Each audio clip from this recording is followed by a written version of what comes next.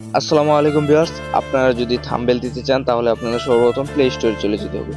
তো প্লে স্টোরে চলে যাওয়ার পর আপনারা সার্চ বাটনে গিয়ে সার্চ করবেন। তো আপনারা সার্চ বাটনে গিয়ে সার্চ করবেন ওয়াইটি স্টুডিও। ওয়াইটি স্টুডিও অ্যাপ্লিকেশনটি আপনারা ইনস্টল করে নেবেন। তো ইনস্টল করার পর এখানে আপনারা ইনস্টল নামে একটা অপশন পাবেন, সেখানে একটি ক্লিক করে দেবেন। তো ওয়াইটি স্টুডিও যখন আপনাদের ইনস্টল হয়ে যাবে তখন তার ভিতরে আপনারা চলে যাবেন।